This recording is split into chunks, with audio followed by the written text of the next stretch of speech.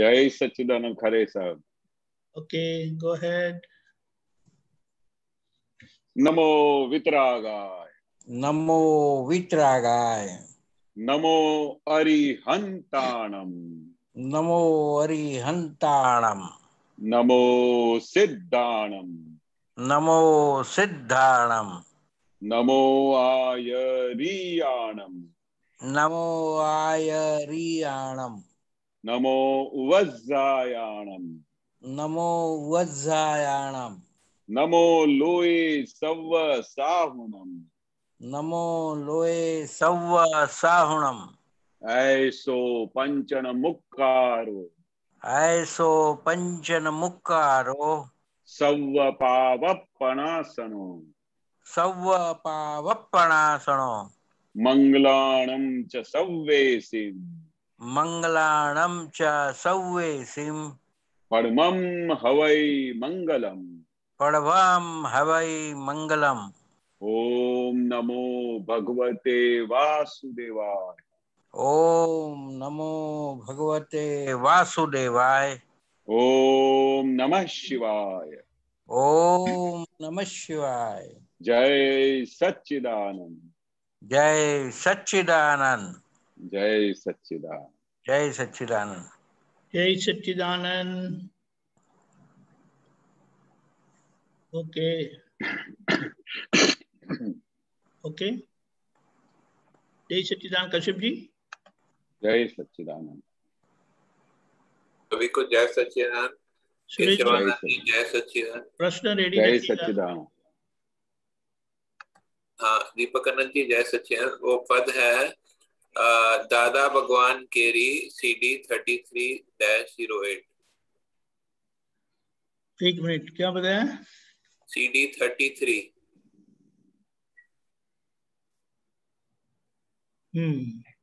बोलिए। 08 उसमें 5th last paragraph है। तांता तन्मय आकारे पूंज कषायो क्लेशमा, कठन शब्दों थी कापे, निर्मल कोमल देशना। इसका अर्थ समझे।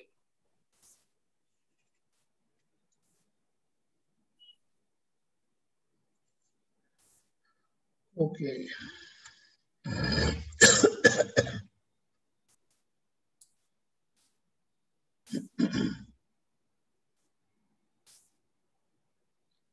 दोबारा पूछिएगा। इसमें 5th लास्ट वाले है। एक मिनट, 5th लास्ट पैराग्राफ है। तांता तन्मय आकारे, तांता से शुरू होता है। एक मिनट, ऊपर जाएंगे ना। तांता वाला है। हाँ, ये तांता तन्मय आकारे गूंज कषायो क्लेशमा। हाँ, ये दोनों लाइन का। हाँ, बरोबर। बहु गजबनी वस्तु लखी છે કવિરાજે, ગજબની। तांता तन्मय आकारे। હવે જે આપણે अपने को जो ये ताता होता है ना, जो तन्मय होके फिर जो हमारा ताता रहता है, एक बार माइंड में किसी ने कुछ बोल दिया, अगर किसी ने कुछ कह दिया तो उसका फिर निरंतर ताता चलता ही रहता है और उसमें फिर तन्मय होके जाता है, तन्मय हो जाता है उस ताते के अंदर। एक तो वो उस समय जागृति रहती नहीं है कि भाई ये ताता क्यों हो रहा है। एक तो ज्ञान जागृति बढ़ जाए तो उसको ताता तो रहेगा नहीं, और फिर उसमें तन्मय भी नहीं होगा।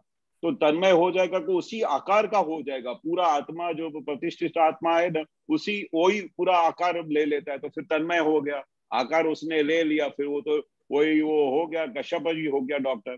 फिर ये गूंच कषायो क्लेशमा। अभी जो कलेश होती है, जो कषायो होती है, जो गूंच पड़ती है, वो जो भी चीजें पड़ती है वो कठिन शब्दों थी कापे, निर्मल कोमल देशना। दादानी जो देशना छे, दादा की जो देशना है, कितनी कोमल, कितनी निर्मल। वो उनके कठिन शब्दों से भी कांप डालती है। उनके उनके जब कठिन शब्द भी पढ़ते हैं वो भी निर्मल कोमल की तरह आके लगते हैं, पर उन सब को, उन गूंचों को, उन कषायों को, उन क्लेश को, सबको मात करके उसको सब साफ कर डालती है। तो ये दादा की जो हमारे दादा को जो ये देशना मिली है, दादा की जो निर्मल कोमल, उनके अंदर जब कठिन शब्दों से भी निकाल सकते हैं, निर्मल कोमल की दृष्टि से भी निकाल सकते हैं। जैसे जैसे उसका पात्र होता है सामने, दादा वो यूज करते। दादा को तो एक ही दृश्य था, एक ही उनका एम था कि भाई किस तरह से हमारे महात्माओं की ये गूंज सब निकल जाए, उनके कषाय निकल जाए, उनके क्लेश निकल जाए। फिर कितनी बार तो कठिन शब्दों से भी निकाल देते थे और कितनी बार निर्मल कोमल देशना से भी निकाल देते थे। ख्याल आ गया? समझ आ गया। नेक्स्ट पैराग्राफ में सामूहिक ने व्यक्तिगत खटपट देख रेख, सुदर्शन थी उद्धारक थे, मुद्रा शिलालेख। ये पहला लाइन मेरे को समझ में आता है, सामूहिक और व्यक्तिगत वो उनके खटपट देख रहे, खटपट तरीके से वो करते हैं, उसमें खटपट करते हैं, मतलब जो मतलब लोगों में बड़े समूह में भी और व्यक्तिगत रूप से भी करते हैं। ऐसा मुझे समझ में आता है। दूसरा लाइन नहीं समझ में आया, सुदर्शन थी उद्धारक थे। सुदर्शन मतलब वो दर्शन, सही दर्शन से उद्धारक करते हैं, उद्धार कर देते हैं। मुद्रा शिलालेख क्या होता है? मुद्रा शिलालेख, हाँ, ये शब्द पारिभाषिक शब्द है, वो डिक्शनरी में पूछना पड़ेगा। दीपक आनंद जी, मुद्रा शिलालेख क्या बोलती है डिक्शनरी? एक मिनट, मैंने डिक्शनरी से देखा, शिलालेख होता है जो स्टोन इंस्क्रिप्शन होता है ना, जो वो होता है। मुद्रा जो होता है वो ठप्पा होता है, जो ठप्पा लगाते हैं। समझ गए। हाँ, तो आ गया। बाकी और मीनिंग होगा जो मुझे नहीं मालूम है, मेरे को ये समझ में आया डिक्शनरी से। जो सुदर्शन तो समझ गए, सही समझ से उद्धार करते हैं। मुद्रा शिलालेख जो उसको बदल नहीं सकते, उसको आप डिस्कार्ड नहीं कर सकते, परफेक्ट। ये समझ है ना, सुदर्शन सही समझ, उसे जो उद्धार करते हैं, वो जैसे सिक्का मार दिया ना, ऐसा है, उसको कोई क्या बोले रॉन्ग है बता नहीं सकते, इतना परफेक्शन है फॉर ऑल टाइम। वो मतलब एक तरह का, मतलब वो पत्थर की लकीर जैसे बोलते हैं ना, पत्थर की लकीर जैसी परफेक्ट। वो जो दादाजी बोलते हैं लेकिन उसको कोई भी चौकड़ी नहीं मार सकता, चौकड़ी नहीं मार सकते। अच्छा, हाँ, वो दादा हमेशा बोलते थे। हाँ, अच्छा, आगे लाइन में है, गंगा के गटर पानी चढ़वे मग निर्द्वेषता, सामान्य भावे वहती असामान्य देशना। क्या बताना चाह रहे? गंगा के गटर पानी चढ़वे मग निर्द्वेषता। शिवम जी, चढ़वे, हाँ, गंगा के गटर पानी मतलब वो जो अपनी निर्द्वेषता है, ये जो अपना द्वेष दृष्टि है, वो गंगा के गटर के पानी से भी चढ़ावे। खाली आपकी भावना के ऊपर दारो मदार रहता है कि आपकी भावना क्या है। सामान्य भावे वहती असामान्य देशना, सरल रीते सामान्य भावे वहती असामान्य देशना। दादा की जो देशना है वो कोई असामान्य नहीं है। वो मतलब कैसी देशना है कि भाई सामने वाले को कैसा लगे कि सामान्य भाव से भी उनकी वाणी निकल रही है, पर उनके अंदर कितने बड़े, उनके कितने सब उनके जो अंदर के आवरण तोड़ डाले, ऐसी देशना है दादा की।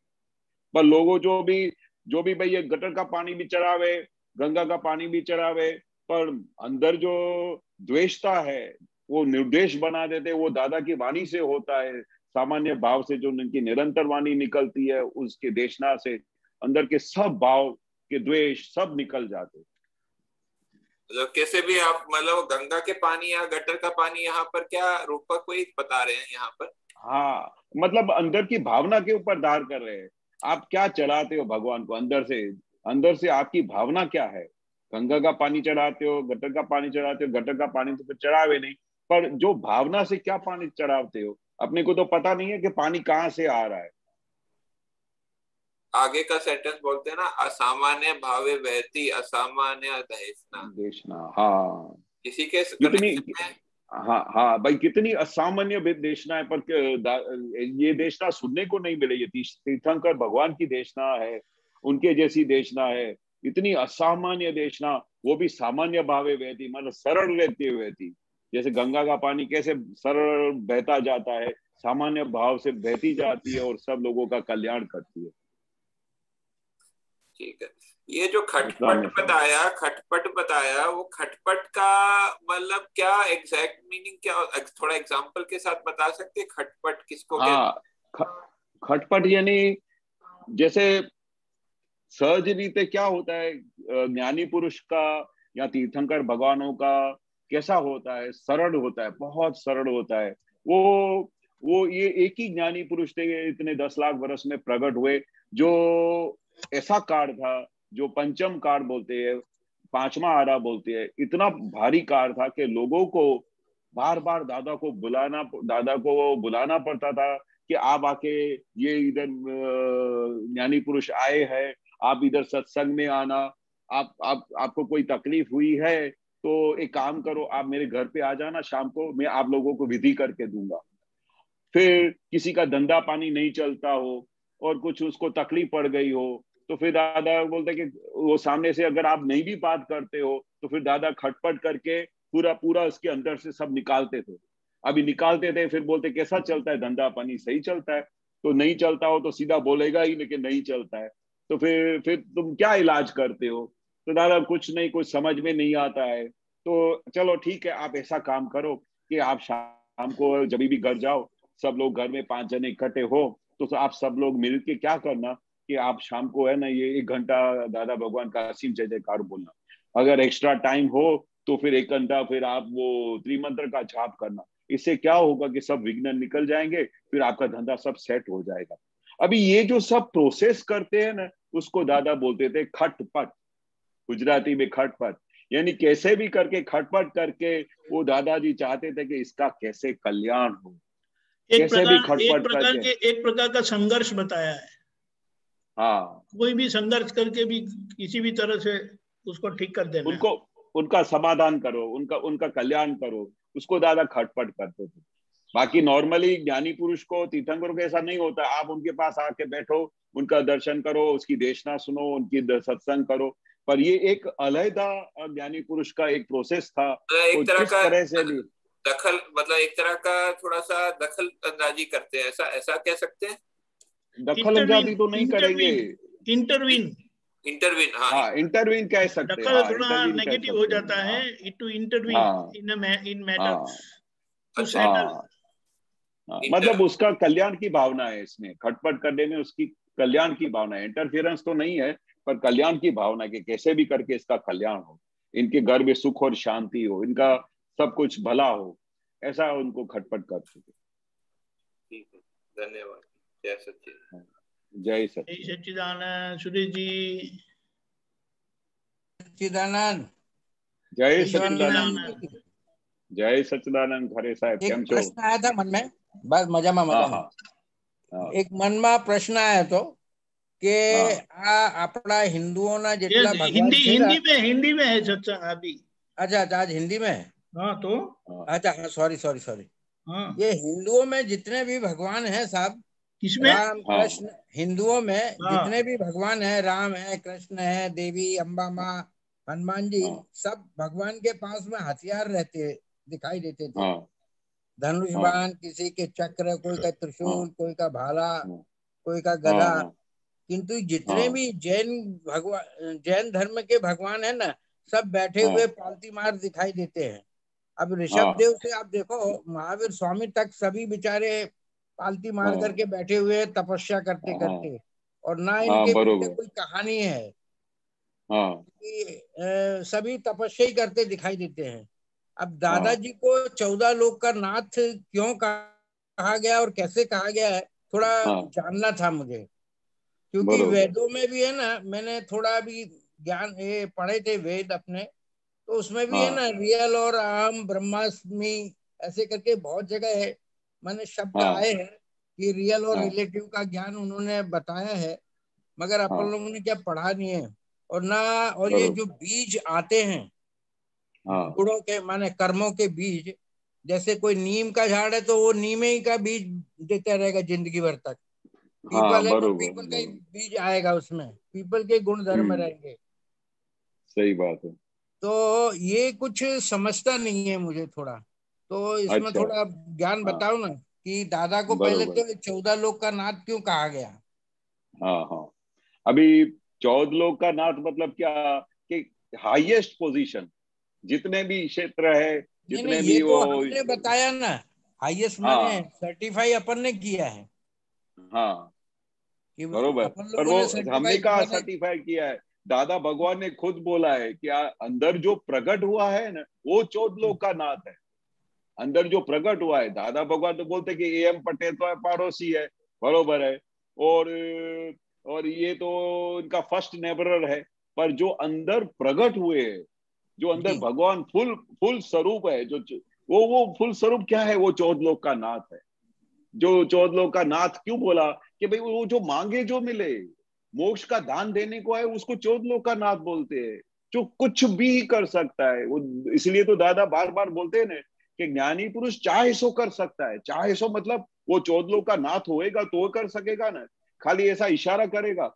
मैंने दादाजी को देखा था कि जिस समय में करीब से दादा को बहुत करीब से देखा था जब मैं छोटा था, तो दादाजी पूरा दिन बैठ के, किसी का लेटर आया, किसी का कोई मैसेज आया, तो खाली किसी को पता भी नहीं चलता था, बैठे बैठे उसका काम कर डालते थे, बैठे बैठे उनकी विधि कर डालते थे, बैठे बैठे उनका जो भी मैसेज था उनका लेटर में आया वो सब उनका काम कर डालते थे। वो कौन कर सकता है? 14 लोक का नाथ, ब्रह्मांड का स्वामी, चाहे सो कर सके, ऐसा उनको 14 लोक का नाथ। तो अभी वो क्या बोलते हैं कि वो जो प्रकट हुआ है वो दादा भगवान है, और वही दादा भगवान हमारे अंदर प्रकट करवा रहे। जब हमारे पास फुल व्यक्त हो जाएगा तब हमको अनुभव होएगा कि 14 लोक का नाथ क्या होता है। बाकी अब तो हम दादा की जो भाषा में देखा है, दादा को देखा है, उनका मुक्त हास्य देखा है, उनकी जो हर एक प्रकार की प्रेरणा देखी है, उसमें से इतना टच तो हो गया कि भाई समथिंग इज एक्स्ट्रा ऑर्डिनरी हमको मुलाकात हुई दादा की, जो हम इमेजिनेशन नहीं कर सके, जो हम विचार भी नहीं कर सके, कल्पना भी नहीं कर सके। ऐसा ज्ञान अवतार हमारे हाथ में, हमारे नसीब में आया, जिसका हमने दर्शन किया और जिसका हम आज एक एक पल अनुभव भी कर रहे हैं। ऐसा नहीं है कि हम अनुभव नहीं कर रहे। वो 14 लोक का नाथ जो प्रकट हुआ है उसकी वजह से तो उसका परमानंदी हमको अनुभव होता है। कितने भी पावरफुल संजोग क्यों ना आ जावे, कितने भी डिफिकल्ट संजोग क्यों ना आ जावे, ऐसे संजोगों में भी ज्ञान वो हाजिर रहता है और आनंद बरकरार रहता है, और उस समय उसी संजोगों के अंदर छुटापना की जागृति भी रहती है। तो ये सब क्या हुआ है? आश्चर्यकारी बोला दादा ने। फिर क्यों बोला आश्चर्यकारी? आपको हर पल आश्चर्य होता रहेगा कि ये कैसे हो रहा है। अभी अभी थोड़ी देर पहले मेरा किसी के लिए भाव बिगड़ा, ऑन द स्पॉट फिर उसका प्रतिक्रमण हो जाता है।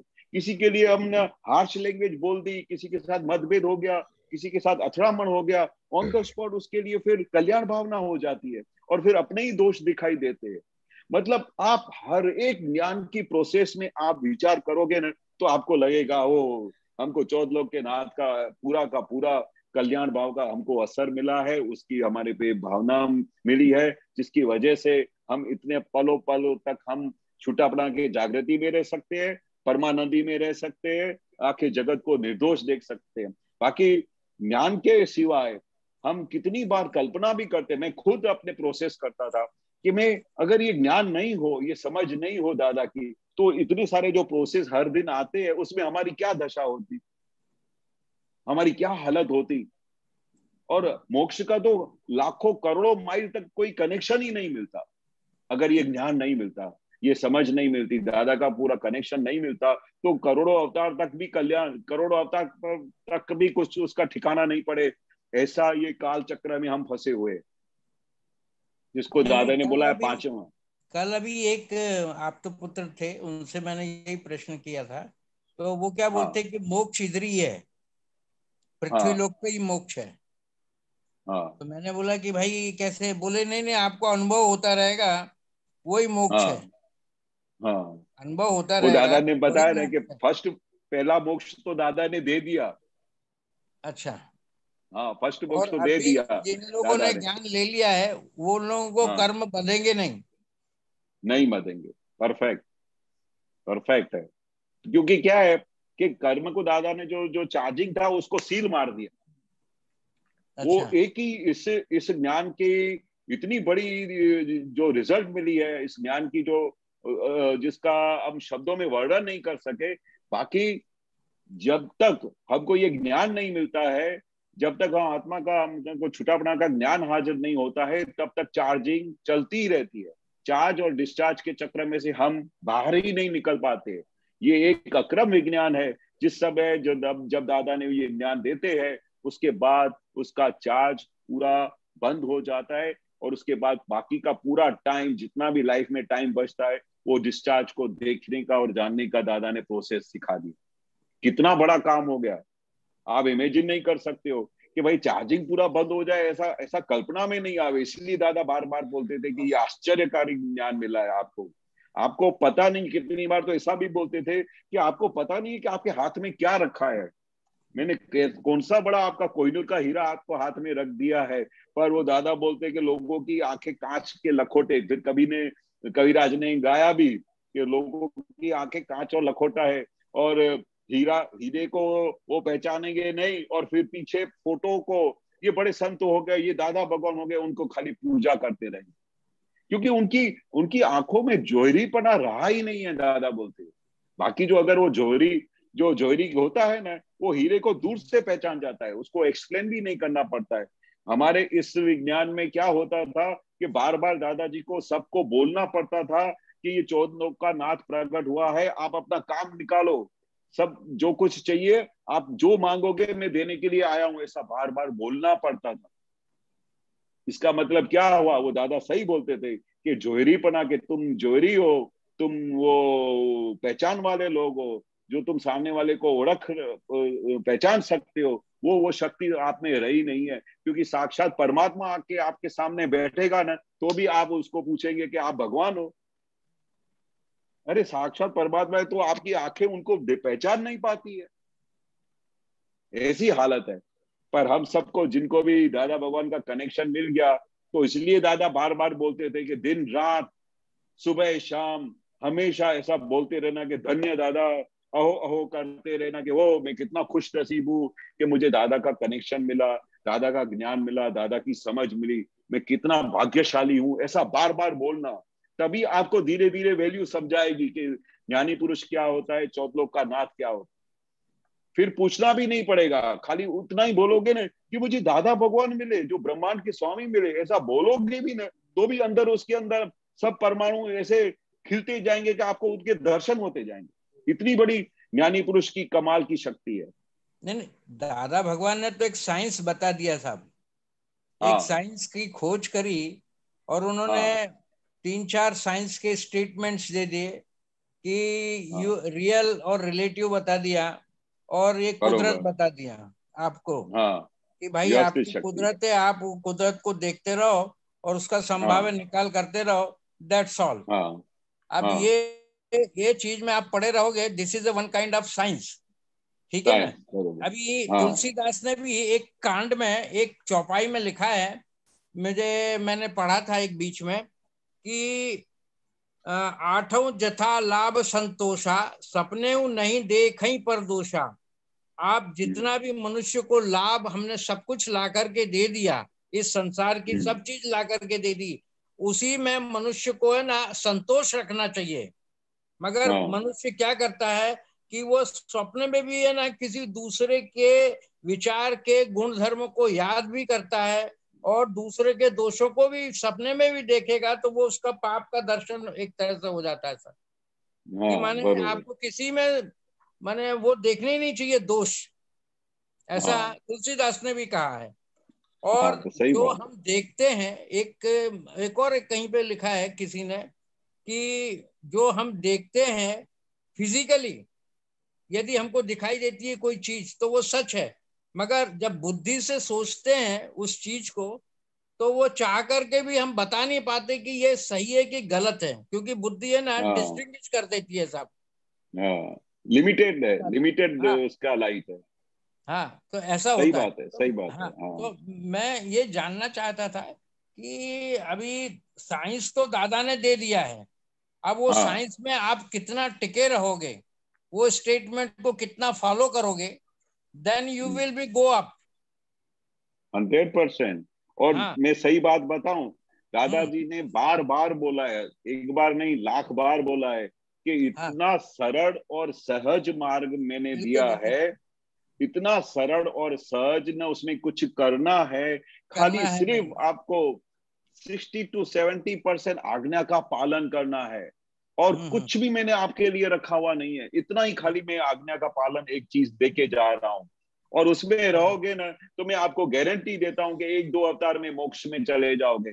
क्योंकि हर एक जीव मात्र का मेन ध्येय यही है कि मेरे को अनंत सुख मिले, मैं मोक्ष के तरफ जाऊं। पर्टिकुलर जो भी दादा के साथ कनेक्टेड है, बाकी के तो बारे में पता नहीं है, पर बाकी जिन लोगों को दादा का कुछ भी कनेक्शन मिला है, तो उनका एक ही अभी ध्येय है कि मेरे मन वचन काया से किसी जीव को दुख ना हो, फाइलों का मैं संभावे निकाल करूं, और मेरा मेन ध्येय है कि मैं अभी दादा भगवान का दर्शन करने, सिमंदर स्वामी का दर्शन करने महाविद्य क्षेत्र जाऊं और वहां से सीधा मोक्ष चला जाऊं।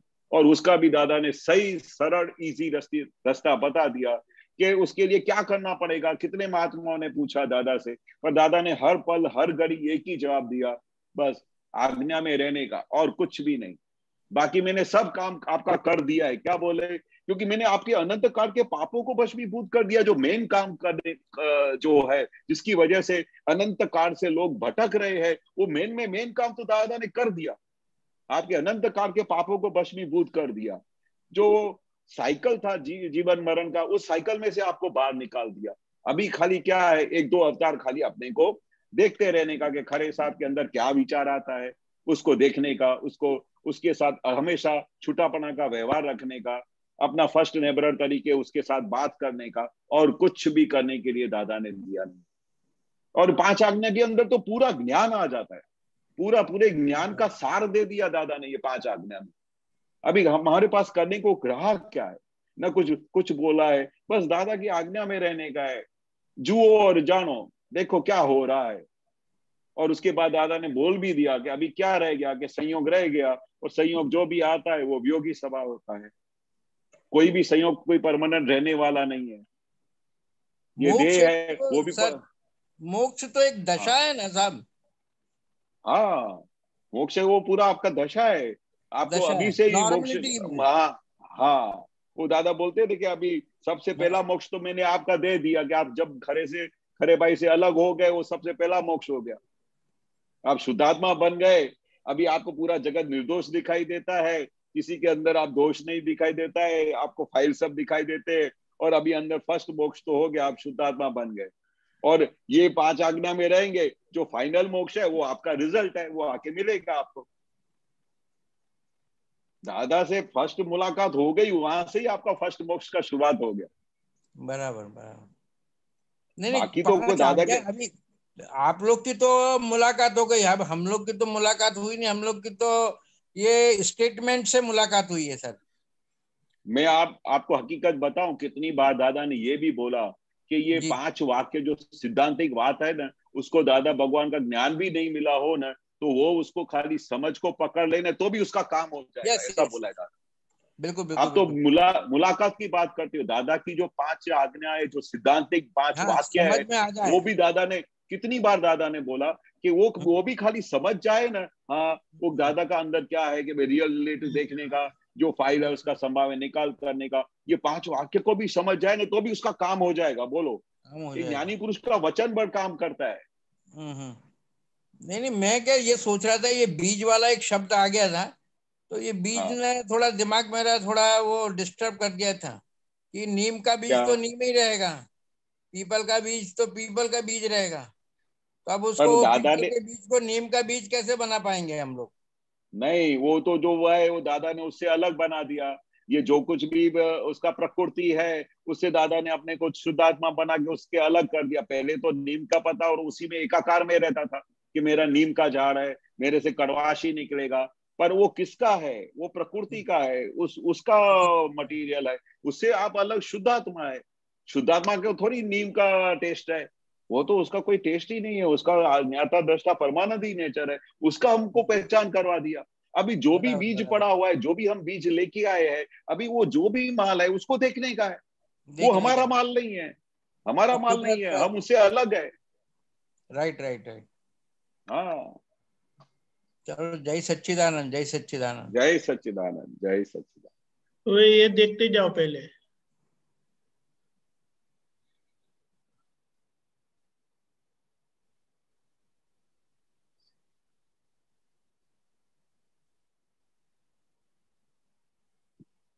हाँ, बहुत परफेक्ट बात है। हमारा 5 फंडामेंटल जो वाक्य है એનાથી આખા વર્લ્ડ નું કામ કાઢી લેવું હોય તો તમે તેમ થઈ શકે તેમ છે। हाँ, मतलब ये जो 5 दादा के फंडामेंटल जो वाक्य दिए हैं उसमें पूरे वर्ल्ड का कोई भी काम इससे पूरा हो सकता है। ऑफ कोर्स वो तो है ज्ञान, हाँ, स्वरूपનું જ્ઞાન ના હોય તોય આ વાક્યોની આરાધનાથી ઘણું કામ ચાલી જાય। ઓહો, देखो स्वरूप का ज्ञान नहीं हो, जो आपने बोला ना कि भाई मेरे को दादा भगवान नहीं मिले, अरे पर आपको उनका नहीं भी मिला हो तो भी इस वाक्य का खाली आप आराधना भी करोगे ना तो आपका काम हो जाएगा। कितना बड़ा रियल और रिलेटिव तो एक बहुत बड़ी चीज है साहब, बहुत बड़ी चीज है, बहुत बड़ी चीज है। हाँ, अब वो रियल तो को समझना है। हाँ। रियल तो एकदम अलग ही चीज हो गई है और रिलेटिव है, रिलेटिव के गुण धर्म को देखने का है। बस बस बस, अभी खाली वो जो विचारशील को सुधारते रहने का है।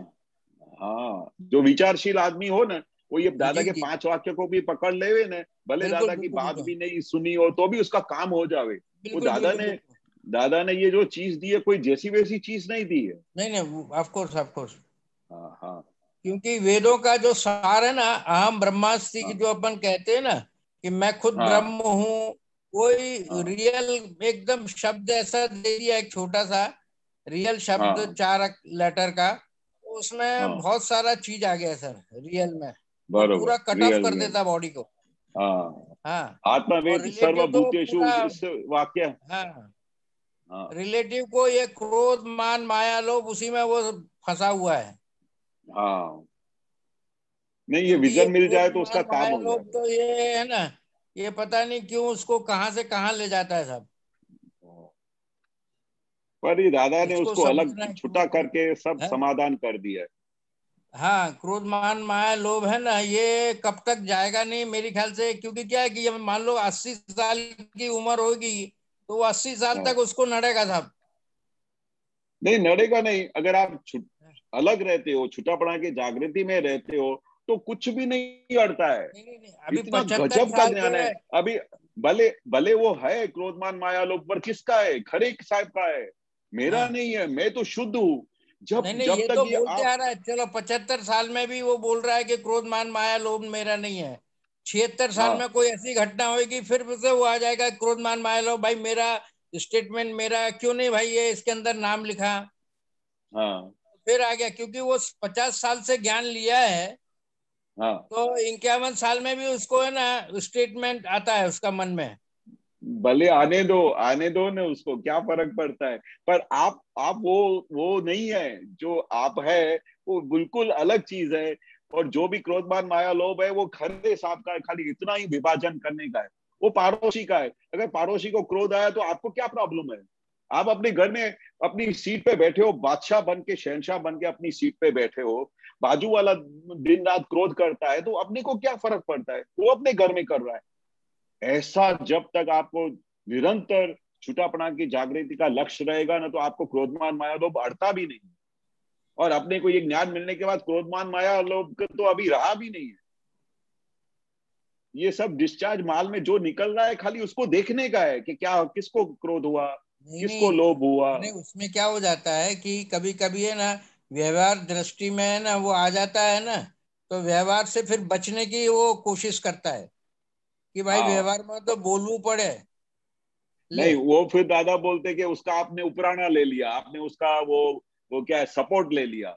सपोर्ट नहीं लेने का है, सपोर्ट नहीं लेने का है। वो जो अगर क्रोध हो गया तो दादा बोलते हैं कि उसी समय प्रतिक्रमण करो, नहीं करने का। वो सामने वाले को आपने दोषित देखा इसलिए क्रोध किया ना, और वो तो आपने दादा का बेसमेंट को चौकड़ी मार दिया।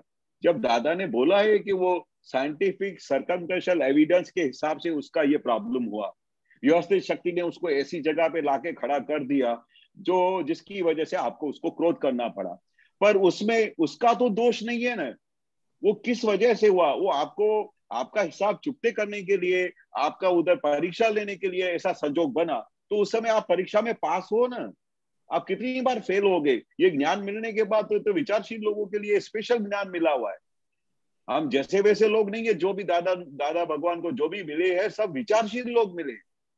तो आप उस समय ज्ञान को हाजिर करो कि ये खरे साहब ये क्यों क्रोध कर रहे हो, ये तो निर्दोष है, ये सामने वाले आदमी का कोई दोष नहीं है, मेरा ही हिसाब है, उसके अंदर शुद्धात्मा भगवान को आपने नहीं देखा, आपने सीधा उसके ऊपर अटैक किया, तो ये कैसा चलेगा, ये कब तक ऐसा चलेगा। और अपने को अगर मोक्ष में नहीं जाने का हो, 5-7 भव और निकालने का हो, तो ये प्रोसेस चालू रखो, क्रोध माया को अपने साथ जकड़ के रखो। पर अगर इसमें से छुट्टा होने का है, इसमें से मुक्ति पाने का है, तो दादा के कहे मुजब करो। क्रोध हो गया तो उसका प्रतिक्रमण करो, लोभ हुआ तो उसका प्रतिक्रमण करो। हर एक जगह पे जागृति का मार्ग है, पुरुषार्थ का मार्ग है। ऐसा तो है नहीं कि दादा ने आपको जो चीज दे दिया फिर उसके बाद आंख बंद करके जीवन निकालने का है। दादा के कहे मुझे जीवन निकालने का। दादा ने जो हर एक राह बताई है, हर एक साइंटिफिक उनके एग्जांपल्स दिए हैं, साइंटिफिक उनको पृथक्करण करके समझाया हुआ है कि ये क्या करने का है अभी आपको, उसके हिसाब से तो चलना पड़ेगा। और जब तक नहीं चलोगे तो आपका जो रियल सुख है, जो आना चाहिए, वो नहीं आएगा। और दादा के हिसाब से, दादा की समझ के हिसाब से जैसे आप चलोगे, जो दादा का रियल सुख का, जो दादा अनुभव की बात करते हैं, जो सर्वांश होके वो सुख का अनुभव होगा, तब होगा कि जब आप इस प्रोसेस में आगे बढ़ोगे। नहीं, ये साइंस है ना सर, थोड़ा ये कलयुग के अंदर है ना, मनुष्य को सेटिस्फेक्शन एक ऐसा शब्द है, कभी होने वाला नहीं है कलयुग में। वो सेटिस्फेक्शन बोलते हैं ना, it is the finest thing in the world. तो ये सेटिस्फेक्शन है ना, कभी जिंदगी में होने वाला नहीं, मरते दम तक भी है ना, वो मोह उसका जाएगा नहीं साहब। नहीं, आप ऐसा बोलोगे, मेरे समझ में नहीं आता है कि वो पता नहीं कहाँ से लेकर के आ गया है कि बिल्कुल नहीं जाता है। आप कुछ समझ में नहीं आता है कभी कभी। खरे जी, जी जी, इसको आप मोह बोलते हैं ना, वो सिर्फ मोह मत बोलो। के लिए दादा ने बताया है कि वो चारित्र मोह है। चारित्र मोह तो है, मगर ये मोह एक दूसरे से टिका हुआ है। चारित्र मोह है, कैसा भी है, उल्टा लटको, कुछ भी करो, चारित्र मोह का मतलब तो क्या जब तक मनुष्य है ना पूरा घर द्वार छोड़ेगा नहीं, जंगल में जाएगा नहीं है। क्योंकि मैंने देखिए 24 के 24 तीर्थंकर है ना, सभी माने इन लोगों को जो भी मोक्ष मिला है, तो कोई को वहां से स्टार्ट करो आप, तो माने कैलाश से चालू करो। ऋषभ देव को कैलाश पर वहां से मिला, कैलाश धाम से मिला, दूसरे को और वहां से मिला, बनारस छोड़ो ना, फिर क्या बात क्या है। तो मैं कभी कभी सोचता हूँ कि ये बड़ा मुश्किल सा लगता है कभी कभी। नहीं मुश्किल नहीं है, बिल्कुल नहीं। अरे खरे जी सुनिए जी, ये लोग जो रास्ते से गए थे ना, वो मुश्किल था, हमें जो मिला ना वो सीधा मिला है। नहीं मिला तो है, मगर मोह जाता नहीं है फिर थे, वे लोग सीढ़ी चढ़ के गए थे, हमें लिफ्ट मिला है। नहीं, हमको लिफ्ट मार्ग मिल गया है। ये अपन लोग बाद में बात करेंगे। ये चीज है ना बड़ी मुश्किल सी लगती है। आप बोलो कीचड़ में रहने का और कीचड़ नहीं लगे, ये बड़ा डिफिकल्ट है साहब। वो बुद्धि से लगता है, कीचड़ लगता है, लेकिन वही समझने का है। और कीचड़ में बैठे हुए हैं साहब, तो क्या हो गया? तो वो कमल कीचड़ में ही मिलता है। नहीं वो तो चलो जय सच्चिदानंद, सॉरी जय सच्चिदानंद, जय सच्चिदानंद। हमारे द्वार पर योगी लोग खड़े हैं। जय सच्चिदानंद। तो बहन बताए। जय सच्चिदानंद केशवानंद जी, जय सच्चिदानंद, जय सच्चिदानंद, जय सच्चिदानंद महात्माओ। अच्छा, ये एक पद है, दादा आपे छे केवल ज्ञान पर पूरो पूरो पछतो नहीं। हाँ बरोबर। तो इसमें ये है कि चिट ચોટ્યું ત્યાંથી ખસતું નથી, એવું દર્શન છે તેવું જ્ઞાન લક્ષત કશાય वस्तु बांधी है ये। और एक है नीचे, सिद्ध स्तुति नहीं, हाँ, सिद्ध स्तुति ध्यान टूटे નથી, ત્રણ कर्मों ने व्यवहार, ये वाला।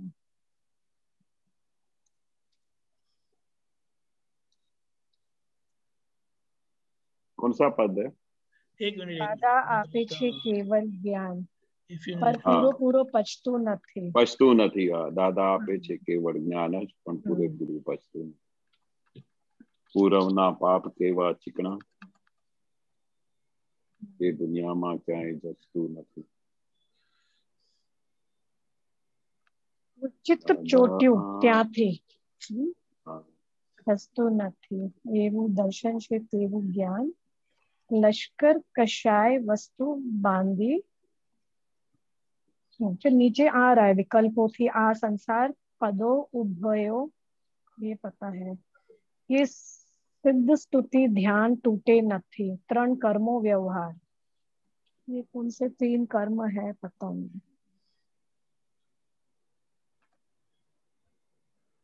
एक मिनट, आप मेहनत नहीं करते इसीलिए मुझे करनी पड़ती है.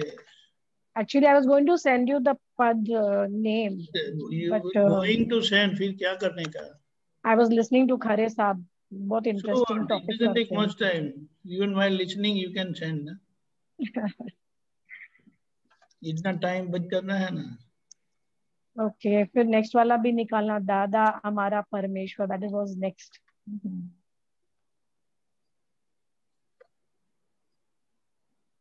बोलिए कहाँ है वो? हाँ, ये है चित्त चोट्यू. जेनी जेनी नहीं, ऊपर गया नीचे. जेवो जेवो 6 गंठ तेवो उद्दम चित्त चोट्यू.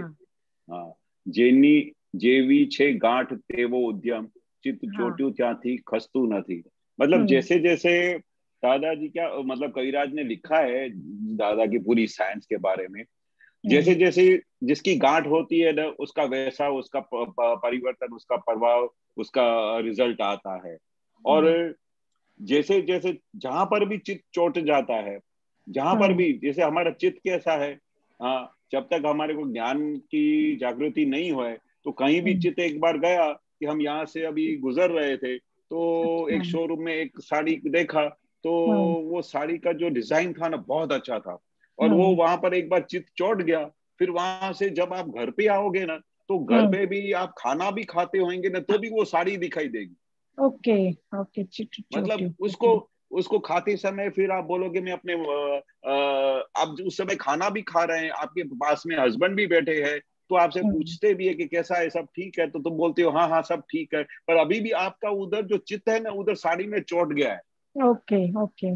वहां पर से खसता है और मतलब वहां से हिलता ही नहीं है, ऐसा चित्त है. लश्कर कषाय वस्तु बांधी. जेवू दर्शन छे तेवू तेनु ज्ञान है. जैसा जैसा दर्शन है, जैसा आपने दर्शन आप लेके आए वैसा आपका ज्ञान है. लश्कर कषाय वस्तु बांधी. कितना कषाय का कितना बड़ा लश्कर है, माय गॉड, आप इमेजिन नहीं कर सकते हो. तो जितना भी ये कषाय के जो लश्कर है ना वो सब अपने बांध डालते हैं, उनकी सब जो चीजें है ना हम अपने साथ बांध डालते हैं. तो वो दादा हमको इन सब कषायों में से मुक्त करवाते हैं. जो चित्त है तो हमारा चित्त का जो बाहर की चीजों में पड़ा हुआ था चित्त, वो हमारा चित्त दादा अंदर आत्मा की तरफ हमारा उनका टर्न मार डालते हैं. यहाँ तो ये सरल है. विकल्पों थी आ संसार पड़े उभो. हाँ ये ठीक है. गोदवी देवा सहु विकल्पों सौने सुख रूप था वो. हाँ, मतलब क्या है कि अपने जितने भी विकल्प है उसको सब उसका ऐसा एडजस्टमेंट कर डालने का कि जो भी विकल्प है वो अभी अब विकल्प रहे ही नहीं, और अपने को ऐसा बन जाने का कि किस तरह से हम सामने वाले को सुखरूप बने. जितने भी विकल्प है उसको सब उसका अरेंजमेंट ऐसा कर डालने का, कोई भी विकल्प अपने को टच नहीं करे, उससे कंप्लीट अलग हो जाने का. वो पूरा दादा ने जो जैसे साइंस समझाया हुआ है, और ऐसा अपना वर्तन करने का कि हर एक जीव जो भी हमारे आसपास है उसको अपने को कैसे करके उसको सुख हो, कैसे करके मैं उसको हेल्पफुल हो जाऊं, कैसे करके मेरे तरफ से उसको सुख और शांति मिले, ये हमारा निरंतर का ध्येय होना चाहिए. जैसे दादा भगवान थे तो निरंतर उनका क्या प्रोसेस था, कैसे करके मैं सबको सुख दूं, कैसे करके मैं सबको मोक्ष मार्ग पे लेके जाऊं. वो मेरे पास किसी काम के लिए, जब तक दादा को ज्ञान नहीं प्रकट हुआ था, जब यंग थे तो बचपन से लेके जब तक ज्ञान उनको हुआ तब तक वो निरंतर सबको हेल्पफुल रहते थे, ओबलाइजिंग नेचर रहता था उनका. तो ऐसा बनना है अगर अपने को मोक्ष की तरफ चलना है, हमारा मेन ध्येय की तरफ चलना है, तो अपने को दादा की तरह ही अपने को जीवन निकालना है. ओके. तो या ये 3 कर्मों व्यवहार ज्ञानी ये चरम 3 कर्णों घोराव्या ये क्या बोल रहे ज्ञानी चरणे कर्म निकाली नड़तू नहीं। मतलब जितने भी त्रिकरण के जो भी कर्म के हैं वो दीपक भाई बताएंगे। मन वचन काया, हाँ मन वचन काया, हाँ उसको अपने ज्ञानी पुरुष के चरण में आपने समर्पण कर दिया। मन वचन का तो वो मन वचन का के जो सब कर्म है, तीन कर्म वो ज्ञानी पुरुष के चरण में पूरा दे दिया, चरणों में हमने समर्पण कर दिया। तो उसके बाद क्या रहता है, अभी उसके बाद कर्म निकाली, जो बाकी का जो निकाली है, जो निकाल हो रहा है, जो खाली हो रहा है, वो आपको कुछ भी अड़ता नहीं है, कुछ भी टच नहीं होता। जो अभी खरे साहब बोल रहे थे ना कि मेरे को ऐसा हो जाता है, कर्म हो जाता है, पर दादा बोलते कि जब भी आपने मन वचन काया, ये लास्ट सेंटेंस में तो खरे साहब का भी जवाब आ गया कि आपने मन वचन का ज्ञानी पुरुष के चरण में घोरा दिया, मतलब समर्पण कर दिया। तो फिर अभी कोई भी जितने भी कर्म आपके समझो काम क्रोध क्रोध मान माया लोभ जो कर्म है, वो जो वो है वो सब निकाली है, डिस्चार्ज है। वो आप डिस्चार्ज कर्म में भी अगर एकाकार हो जाते हैं तो, डिस्चार्ज कर्म में भी अगर एकाकार हो गए तो भी कौन एकाकार होता है तो देखने का। आप तो शुद्ध आत्मा है, तो अभी तो एकाकार होता ही नहीं है ये ज्ञान मिलने के बाद। इसलिए तो दादा ने ऑथेंटिकेशन से बोल दिया कि कुछ भी आपको नड़तू नहीं, यानी आपको कोई टच भी नहीं करता है। ये कर्म जो अभी निकाली है वो आपको टच भी नहीं करता। ये सेंटेंस बहुत तसल्ली देती है, बहुत तसल्ली, यानी मतलब जबरदस्त ऑथेंटिकेशन दे दिया दादा ने। हाँ ऑथेंटिकेशन दे दिया कि आप बिंदास आपके फ्री होके अपना फाइल का निकाल करो, आपको कुछ भी टच नहीं करता है। ओके नेक्स्ट पद 6 दीपक भैया। दादा भगवान पगला CD number 01-12। You didn't say that, दादा हमारा परमेश्वर बताया। अच्छा वो भी आ रहा है, बराबर वो भी आ रहा है, वो अलग बात है, लेकिन वो बताया था हमने। Okay okay okay sorry okay वो मैंने निकाल के रहा। ओके रत्नत्रयानी शोधमा बटकी मांड मणि दुकान, ये वाली लाइन। Just a minute. हाँ जी। दादा हमारा परमेश्वर ने दादा हमारा प्राण अनंत काल की उभा दादा स्वीकारो प्रणाम। हाँ इसका जो ये लाइन है, रत्नत्रयानी शोधमा भटकी मांड, मतलब ये क्या, रतन मीन्स भगवान के लिए कह रहे हैं, शोधमा मीन्स ढूंढना, भटकी मतलब कब से भटक रहे, ये मीनिंग है। मांड मणि दुकान सही है। ओके भावताल तो कौन डरे सुकान अंधारा दूर करीने आपू स्वरूप ज्ञान। ओके ये समझ में आया ना कोई अहिया। हाँ भेदभाव छे, ये भी ठीक है, समझ में आया। दादा आपे अलभ्य टॉनिक गजब अक्रम। अच्छा ये रत्नत्रय ने, वो भी ठीक है, ओके समझ में आ गया। So let's go to this pad now. दादा ये वाला सॉरी, दादा भगवान पगला सीडी नंबर 01-12।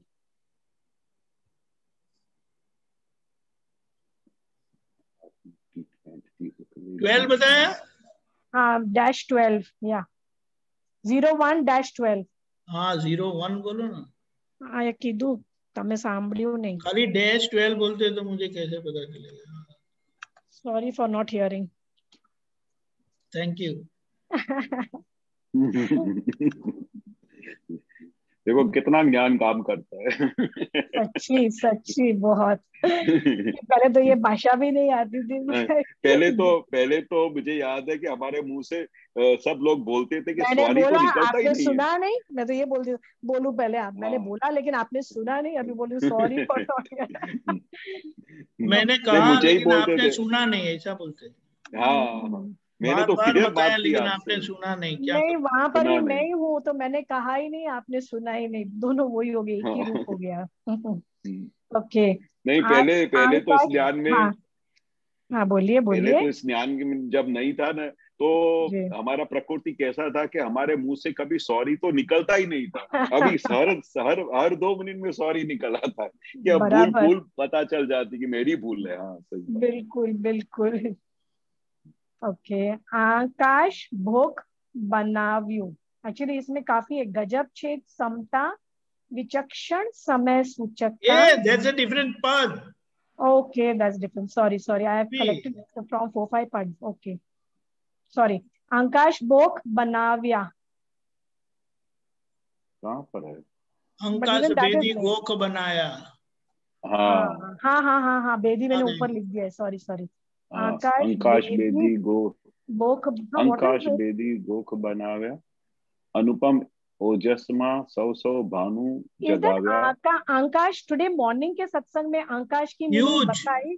ह्यूज. आज ये वर्ड आया था आकाश इन द मॉर्निंग. यानी आकाश को भेद कर तोड़कर घर बनाया. Tell me in a sentence में कैसे बताओगे इन द पद में. आकाश बेदी गोख बनाव्या मतलब ह्यूज मतलब क्या है कि सब जो भी भेद है उसको सब में से निकाल के एक घर बनाया. अनुपम ओजस्मा सौ भानु जगाव्या मतलब अंदर से हर एक प्रकार की रोशनी देके अंदर सब शुद्धात्मा को जगा दिया. किरणों जी ने अंतर आपने निहारा. अंदर के बैठे हुए भगवान को देखा. अविचल व्यवस्थित निरालंब आया और व्यवस्थित का जो निरालंब ज्ञान है अविचल है उसको हमारे हाथ में दे दिया. मतलब फुल एंड फाइनल स्टेज पे बिठा दिया. हाँ, बाकी पूरा पद का मीनिंग है मेरे पास, रिकॉर्डिंग है. अच्छा, अभी ये पूछो मैं. गजब छे समता विचक्षण समय सूचकता विरोधी होए सामोपान हसी न दोष न जोता. होमवर्क क्या करते हैं आप? क्यों? नहीं तो बताना पड़ेगा ना कौन सा पद. मुझे कितना होमवर्क करना पड़ेगा. अच्छा, ऐसे सब मैं भी હું પણ કરું છું. હવે હું શું કરીશ, હું એક ડિક્શનરી લાવું છું અને હું अरे ऑनलाइन में है वो. ओके ठीक है. वेट विचक्षण समय सूचकता विरोधी બીજા પણ 2-3 પ્રશ્ન છે મારા. હા, સી હું ગુજરાતી બોલું છું હવે થોડું થોડું. હોમવર્ક કરું ન્યા. Marathi is topic. Then what? तुम्ही असं कशाला सांगतास मला? अरे भाई जाने दो.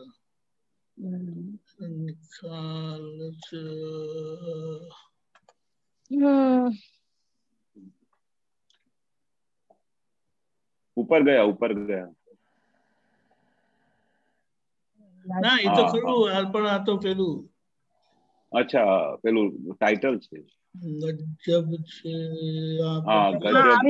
આવી ગયો.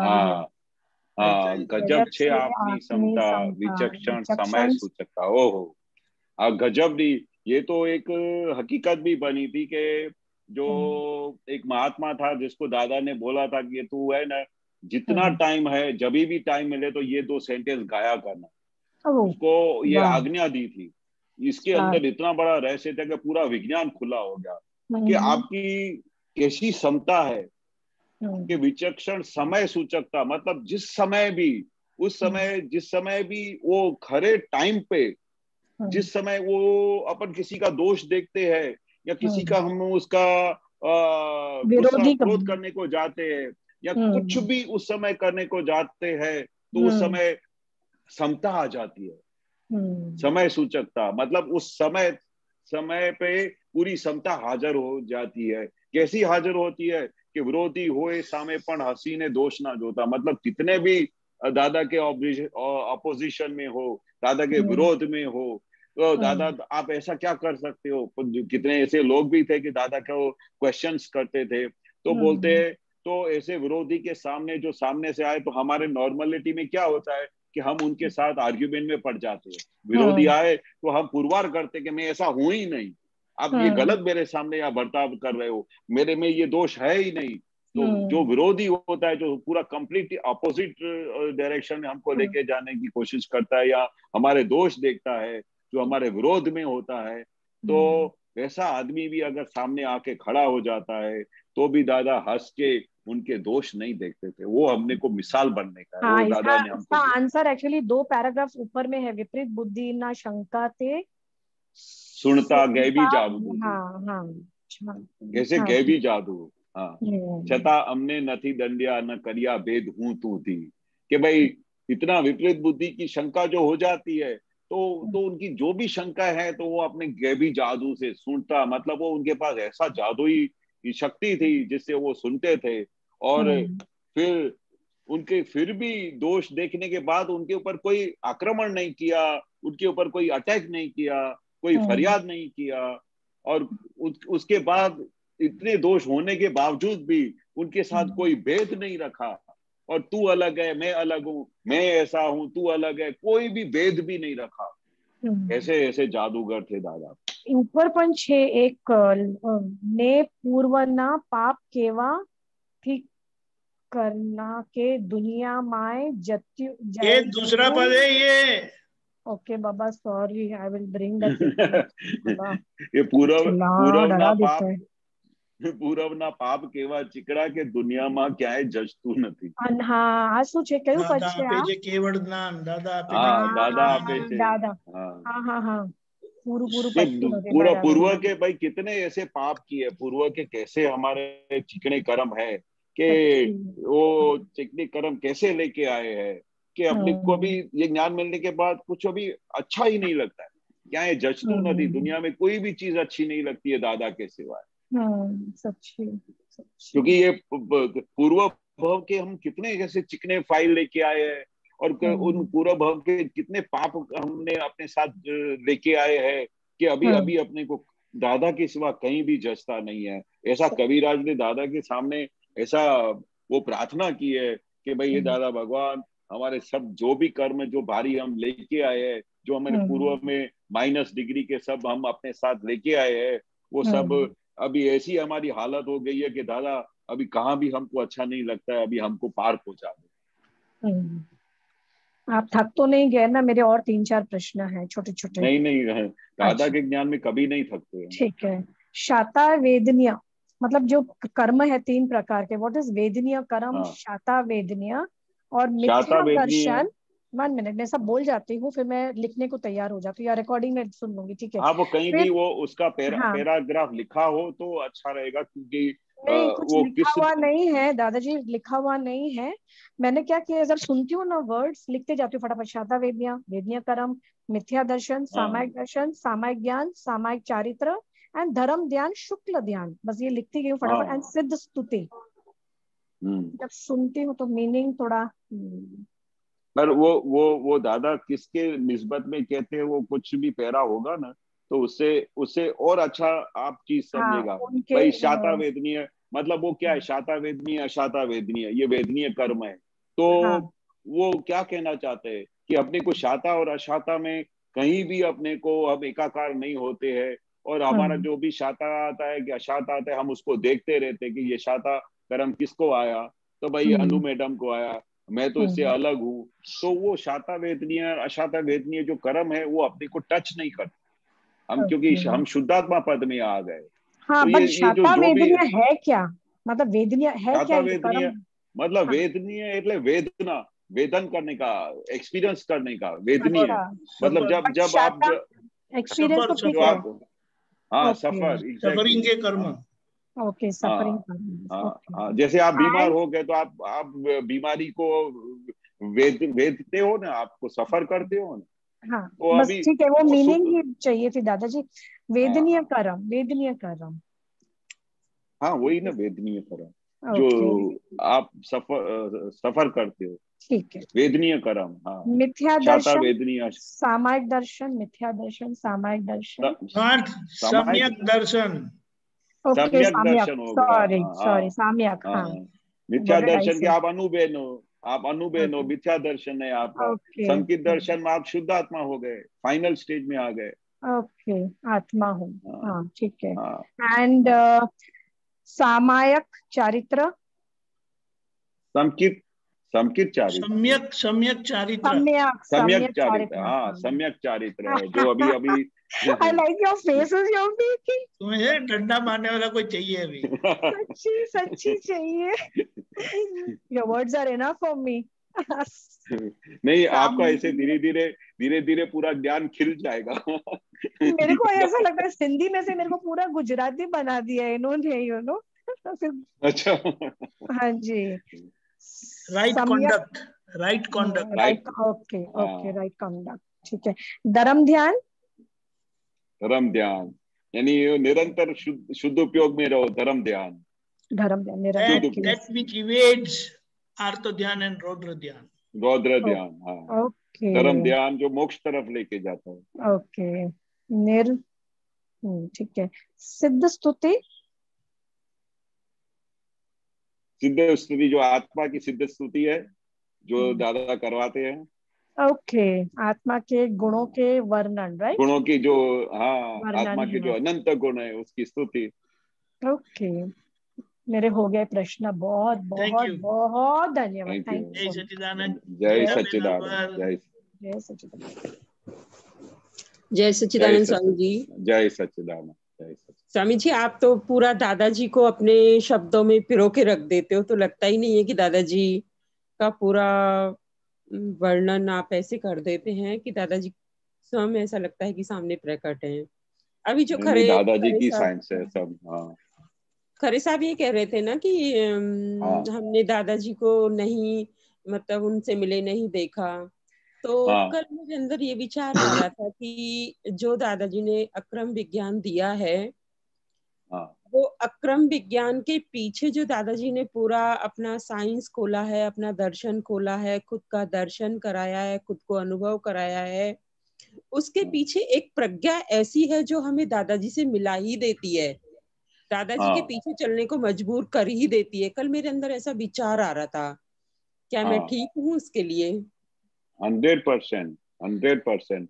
ये क्या है, दादाजी बोलते थे कि लगनी लगनी चाहिए। लगनी मतलब जैसे अभी हमको शादी करनी होती है तो कैसी लगनी लगती है, तो हम किस तरह से तैयारी करते हैं, फिर किस तरह से पूरे साइंटिफिक सिस्टम में एविडेंस हाजिर हो जाते हैं, फिर कितनी अच्छी तरह से उसकी पूरी शादी भी हो जाती है। उसको दादा बोलते हैं लगनी लगनी चाहिए। मतलब वो जो लगन लग गई कि भाई मुझे शादी करनी है, तो वो उस समय कैसा पूरा स्वरूप बन जाता है, वैसा दादा के स्वरूप जैसा हो जाए ना, तो उसका काम हो जाए।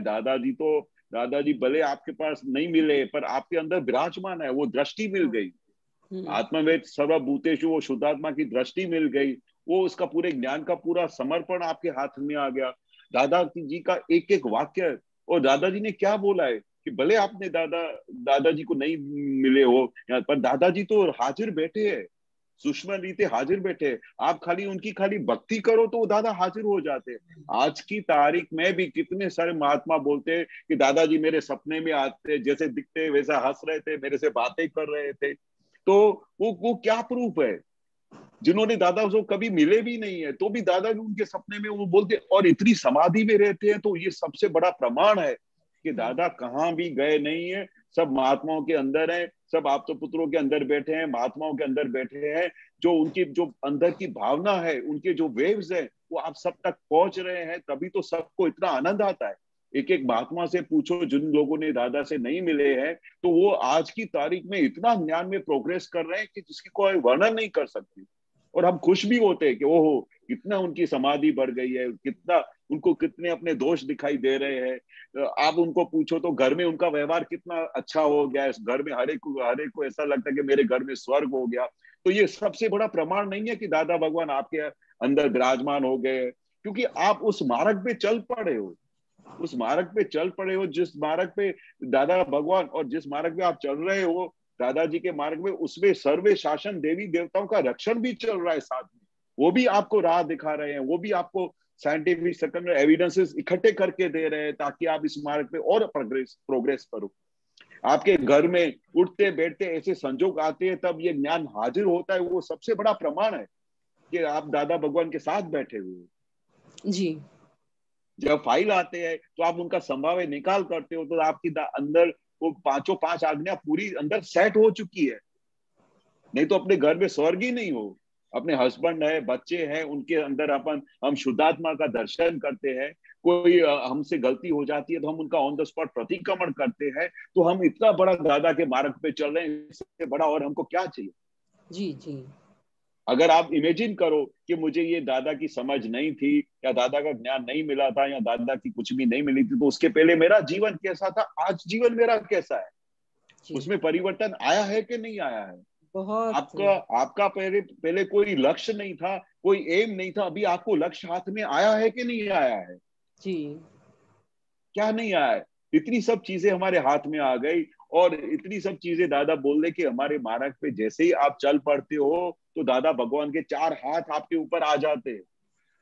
तभी तो आपको इतना आनंद रहता है, तभी तो आपको जीने का मजा आता है, तभी तो आपको लगता है कि मेरे को कुछ ना कुछ अंदर संकित हुआ है। जैसे दादा बोलते थे ना कि मुझे कुछ प्राप्त हुआ है, ऐसा कैसे अनुभव होता है कि अंदर आनंद ही आनंद आता है, आनंद के फुहारे निकलने शुरू हो जाते हैं, तो हमको पता चलता है कि हमको कुछ मिला है।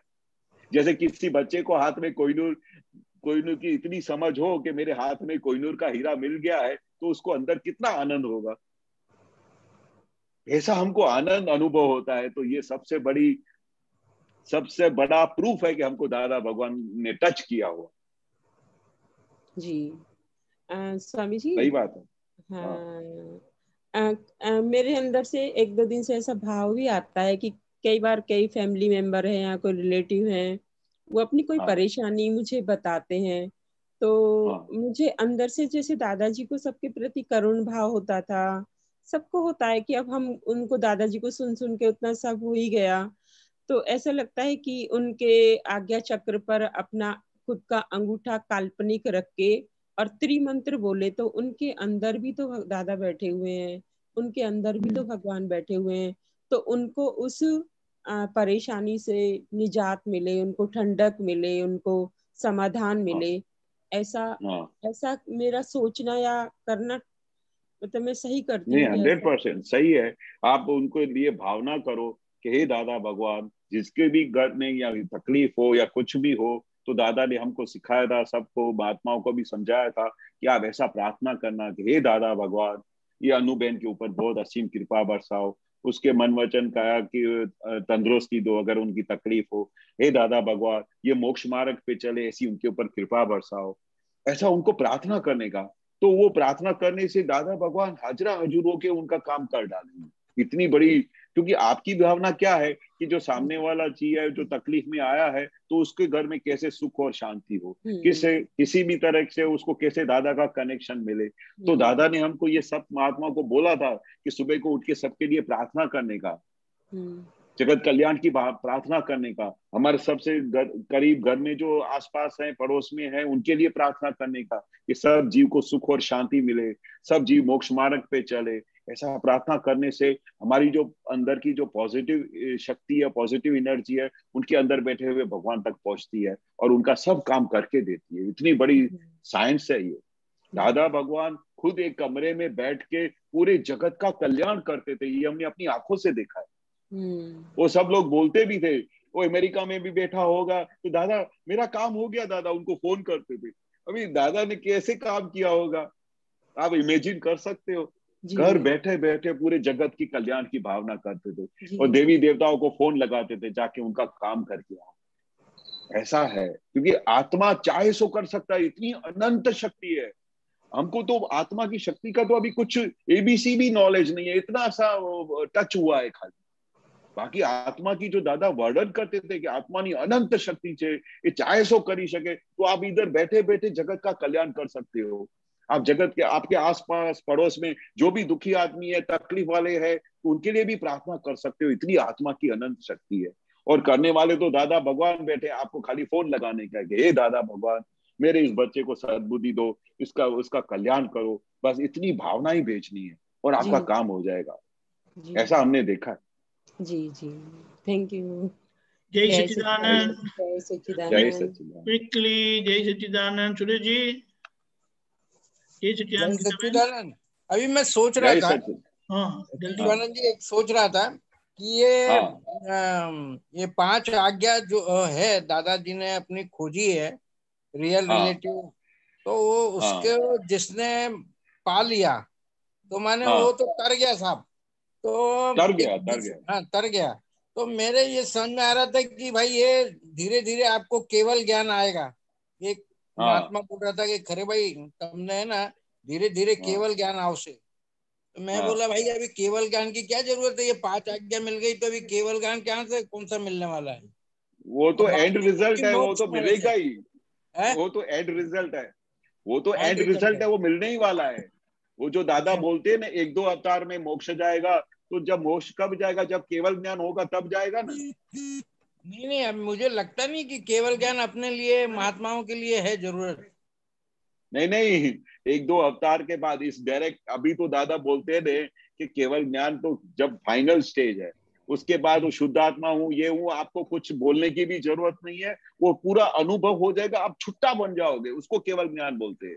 फुल फाइनल दशा को केवल ज्ञान बोलते हैं। और उसकी फाइनल दशा मतलब वो मोक्ष की दशा हो गई, जो दादा बोलते हैं कि 1-2 अवतार में जब ये हमारा मेन ध्येय तो वही है ना, केवल ज्ञान होता है तभी सीधा मोक्ष में जाता है, उसके पहले कैसे जाता है? जैसे 24 तीर्थंकर थे, वो सिद्ध हो गए ना, मोक्ष में चले गए ना, सिद्ध हो गए, वो फाइनल दशा होती है। वो केवल ज्ञान के पहले केवल ज्ञान होता है, उसके बाद सिद्ध दशा में चले जाते हैं, मोक्ष धाम में हो जाते हैं। तो वो हमारा फाइनल स्टेज आने वाला है, और अभी अपने को उसके बारे में सोचना भी नहीं है, खाली 5 आज्ञा में रहने का है। जो जब भी केवल ज्ञान होगा तब होगा, पर अभी अपने को क्या है? अभी तो अपने को ये देखने का है कि अभी मेरे को घर में से कषाय गए कि नहीं, फाइल का संभाव्य निकाल हुआ कि नहीं, बरोबर व्यवस्थित का ज्ञान हाजिर होता है कि नहीं, बस उधर लक्ष्य रखो, एंड रिजल्ट आने वाली है। वो दादा ने एक बहुत अच्छी चीज बोली थी। किसी ने पूछा दादा से कि दादा हम महाविद्य क्षेत्र में फिर कैसे जाएंगे? बोले कि आपको जाने की जरूरत नहीं है, आप आपके अंदर जो आपके अंदर परमाणु है, आपके अंदर जो सब अंदर है, वो धीरे धीरे धीरे सब निर्गुण हो जाएगा, और आपका ऐसा आपका परमाणु हो जाएगा कि वो क्षेत्र आपको खींच लेगा। अभी इसके अंदर कितना बड़ा साइंस आ गया। आपको जाने की जरूरत है महाविदेश, आपके परमाणु ऐसे हो जाएंगे। आप अगर आपको मन वचन काया का एकात्म भाव हो गया, बरोबर, तो आप सीधा चौथे आर्य में चले जाओगे, क्योंकि वहां पर मन वचन काया का एकात्म भाव चलता है, और यहाँ पर 5वें आर्य में एकात्म भाव टूट चुका है। तो अगर आपको उधर पहुंचने का है तो आपको मन वचन काया का एकात्म भाव हो जाएगा, तो वो क्षेत्र खींच लेगा आपको जाने की क्या जरूरत है? बिल्कुल, आपके परमाणु ऐसे हो जाएंगे। ओके सुरेश जी, एक नया केमिस्ट्री बता दी कि ये खींच लेने वाली। हाँ, ये पूरी साइंस है पूरी। एक मिनट के लिए एक बात बताना चाहता था आपको। बोलिए। मैं अभी बीच में एक गया था, एक कैलाश, वहां पे एक पहाड़ पर, मैंने नैनीताल के आगे वो थी कंपनी थी, तो उधर एक गया था, तो एक साधु था। तो वो साधु क्या करता था कि बाजू में है ना एक घास उखाड़ करके, कोई भी मरीज आता था ना तो उसको देखता था और वो बोलता था कि इसको पीस के खा लेना। तो मैं बोला, ये साधु जी को एक दिन मैं मिला, मैं बोला भैया तू सभी के लिए रोग के लिए ये घास उखा करके पीस करके कैसे ये ठीक हो जाते हैं? तो बोले कि साहब ये भी पंच महाभूतों का बना है और ये भी घास भी पंच महाभूतों की है, तो दोनों मेरा सिर्फ भाव जाता है उसमें और वो भाव से वो आदमी ठीक हो जाता है। तो मैंने बोला ये बिल्कुल सही बात बोली आपने। तो ये भाव शक्ति बोलते हैं कि बहुत मजबूत रहती है। हाँ, जबरदस्त। हाँ, जैसी आप भावना करोगे वैसी भाव शक्ति आपके अंदर जागृत होकर के आपको निवारण देती है रोग का। ठीक है, चलो, जय सच्चिदानंद साहब। जय सच्चिदानंद। जय सच्चिदानंद। आप ट्रीटमेंट बुलाए? बिल्कुल बिल्कुल। हाँ।